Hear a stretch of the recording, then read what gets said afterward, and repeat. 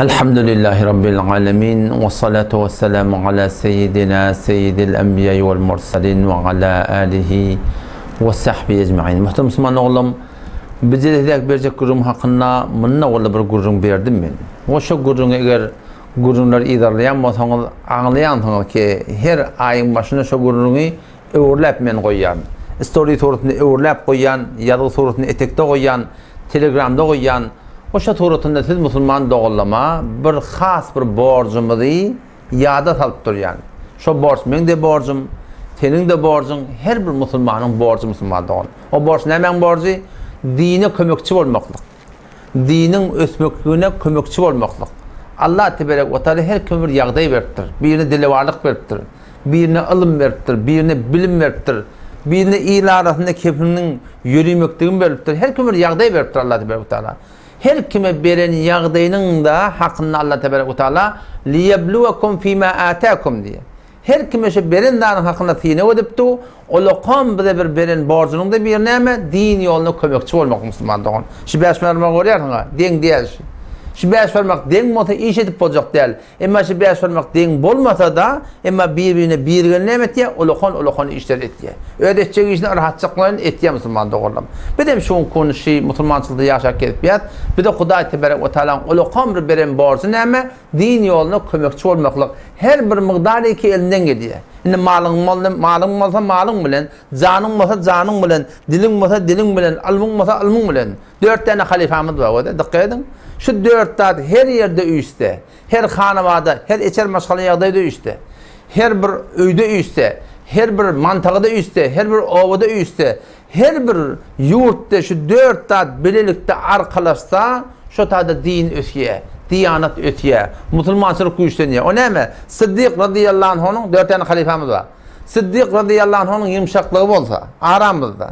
Hazreti Ömer radıyallahu anh'ın qat'iyyet edermelik olsa, Hazreti Osman radıyallahu anh'ın halalcak malı olsa, Hazreti Ali radıyallahu anh'ın kılıçyalı ketkir almı olsa, şu da üçen yerde Müslüman doğun, diyanat ötüye, iman ötüye, adamçılık ötüye, Müslümançılık ötüye Müslüman doğun. O zaman şu taydan bizden her gaytimizde bir yağdaylar var. Şu yağdaylarımızda oraya Allah tebarek ve teala borç edip koyup Müslüman doğulam din yoluna kömekçi olmaklık. Hatta zekat veren adamlar var da şu zekat veren adamların boyunda zekattan başka bir farzıya. Ne ol? Her bir miqdarı ki dina, diyanata, gariplere, yetimlere her bir miqdarı ki kömek gerek olsa zekattan mesela baranda adamların boyuna her bir miqdarı ki elinden gelen olsa şu miqdar kömek etmektik şunun boyuna aynı zekat farz oluşarak farz diyemiz madem. Allah tebarek ve teala din yolu kömekçi olmaklığı bizim hemimize borç edip aydıptır. Ne mi diye? Sure-i Saf'ın barda ahırını okuy, Allah da şey diye. Ya eyyühellezine amenu ey iman getiren erkekler, zenaneler, erkekten gurunda, zenaneler de şeyler. Hemmece bu dine kömekçi olmalı. Ya eyyühellezine amenu ey iman getiren adamlar, kunu ensarallah, Allah'ın dininin kömekçisi olun diye. Kim aydıptır? Huday Teala ayet diye. Dinin yolun kömekçisi olmaklık Allah Teala'nın bizden istediği Müslüman doğulam. Ondan sonra ne mi diye? Ya eyyühellezine amenu ey iman getiren adamlar in tensurullah yansurukum eğer Allah'ın dinine kömekçi olsanız Allah mennetin kömekçiliğin olacak deyiptir. İn tensurullah eğer kömekçi olsanız kömekçi olacak deyiptir. Ve yutebbit aqdamakum alpan yarınlarında sizi gayb edecek deyiptir Huday tebarek ve teala. Takibi sağman göre imanın aşmaklığa Allah tebarek ve teala dinine kömekçi olmaklık bizi dinin yoluna sabit kadem takacak diye Allah tebarek ve teala. Ve le yansurannallahu men yansuruhu deyiptir. Hetmin Allah'ın kömek edecek diye kime? Her kimi ki dine kömek etti diye Müslüman doğun. O zaman şu daydan din yoluna kömekçi olmak Müslüman doğulam hemmecemizin borcu her müdahale elbinden geliyor. Geçenki veren gurrungumda şol moğlulan ardı halime aydıptım. Ki bizim aramda belli bir moğlulu var. Tanışımızdan ahlaklı moğlulu var. Tanışımızdan bir çın din diyanı zahmet çekecek moğlulu var. Garip moğlular var ya. Şollara bir kömekçi var ya. Elhamdülillah şol isle boyunca da her aydemizde şunu yadabit ettiriyen yadığı suratında, story suratında koysun Müslüman doğulamın yüzünü akbalımlata her bir mübarek elinden geliyor kömek ediyor. Hoşalluk bilen Allah da tevfik versin bana her ayın başında ve her ayın 15-16 gününe şol mollalara öz elinden gelýän mygdarça kömegi başardymda nämetin etýär. Hatda şu mollalara men tapşyrykly. Şu derdi çekenmeler ýoly söken diýe. Bu da men o diýe çek görün derdim. Men o tewte okuy gören adam, daryň dinini gören adam, şo datly men o görentem şu mollalara hasdan men tapşyrykly. Falany kitap gerek bolsa, haýty bir daryň dinini ötsen, haýty bir yeter ýetmez ägetsen, ýüde galyp durma. Weň urda maňa gardy gerek diýip aýda diýen. Näme diýip aýtýan? Gardy gerek diýip aýt. Gardy kim o? Arda halın şey diye baydağa dedim. Utanıp durmam benden dedim. Otam ol, men özümden çıkta başladım. Men hem kömekçi bolýar. Bolmasa da teoretde dosyalar ki elam amady gelipdir. Bir teyar ahunaga başladım var deyipdir. Şolar arda hal etdi. Şu form musulman doğun din ýoluna kömekçi bolmakly. Bu bir de gajaklar musulman doğun. Bu beş ýyl kime gatdyra şeyden? Bir de gajaklar musulman doğun.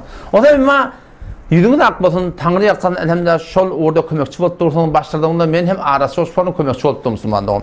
Ama bu gurrunda aýratym bir zady men niýet edigli. Ähli sünnet boýunça bizim meçit almak ýadymyzda da bar.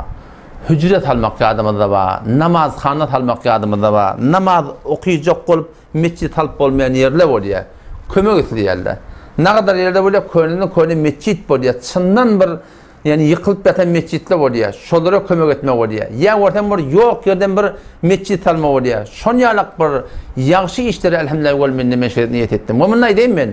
Men meçit aljak ýene bir zat aljak diýip ol bir awudan bedep, daş üstüne daş, aýna üstüne aýna ýene bir zat. Men tebigatym bu zatları söýmeýär dogry. Her wagtda miman bolup men öýümde gelip görseňiz, şu zatlar men dogry ýaşaýymda söýmeýär dogry. O ýanky mollaryň da hakynda hatır garyplerde o kömek edilmän durarak da men o gurunda aýtdym ha. Bir diýdim, nefsiň garybyna kömek edemän diýdim. Biz Hudaýyň garybyna kömek edýär diýip aýtdym da. Ýadyňyza düşermi? Hudaýyň garyby kim? Çyn garyplar bar. Çyndan ýetirmän ýerler bar. Şolara kömekçi bolýar elhamdülillah we minne. Bu mescit orada da, hücre orada da, mektep orada da inşallah taala bir şol gaýym bolsun, awadan bolsun, olokan bolsun, bir hut harjy harajatlar ki şu kun edýär. O da men asıl töymek musulman doğum odatlara harz etmekle. Şu tayda musulman doğuldum. Şol orada inşallah mesela hem cenginden islegim şehir ay boyunca şol vaatlara men kömegisi de öwlep aydyp duran, ýadyňda salyp duran inşallah ele bereyni, gol bereyni hem cenginde galjakdy. Sadaka jariye şi. Mollara şu kitap alyp berildi. Mollara okudup da geldi barakin cemaat täwillerinde bir ilaryň dini öğretýän bolsa, haýsy bir ahlakly adamlara hücret alyp bersek, mektepxana alyp bersek, namazxana alyp bersek, meçit alyp bersek, şol bide sadaka-y jariye boljak.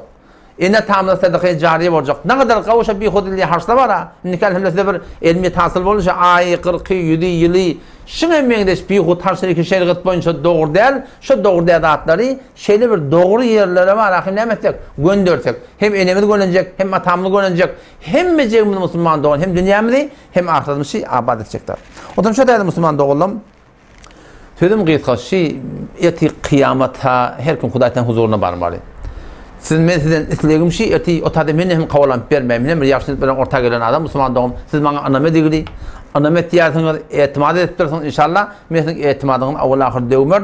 Ýöne men sizden öz hakynda bir islegim bar, maňa da ýeňillik edin. Ýeňillik näme? Siz maňa etimad edip dursaňyz kömek etjeksiz. Siz meni wekil garar beripdirsiň ahunaga, biz sana şu aýdan datlaň uğruna şu datla sana täwil berdik. Şun gapdandan bir gelýän datlar bar. Şun gapdandan şeýan dilmallym nämen? Garyp mollala diýdim. Gerek bolýan ýagdaýlar diýdim ýanky, mescit diýdim, hüjre diýdim. Şun gapdandan bir din uğruna bir hasy gelýän ýagdaýlar bolýar. Bu atol aýdylýan gurrun de.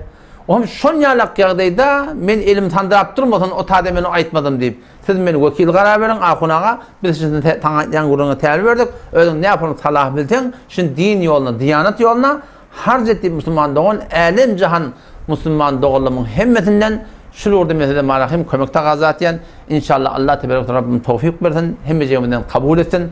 Umid ki Allah tebarek ve Taala'nın dergahına iman bilen barda cennette inşallah yoldaş olup hemtaye olup inşallah şugurlardan inşallah Taala o cennetinin akarlarının ağrılarına yol kasırlarının ağrılarına inşallah birlikte oturup da cak-caklaşıp gülüşüp de inşallah belirli güllerden yatlamakla Müslüman doğan nasip etsin. Allah temizliğine tawfik versin. Vesselamu aleykum ve rahmetullahi ve berekatuhu.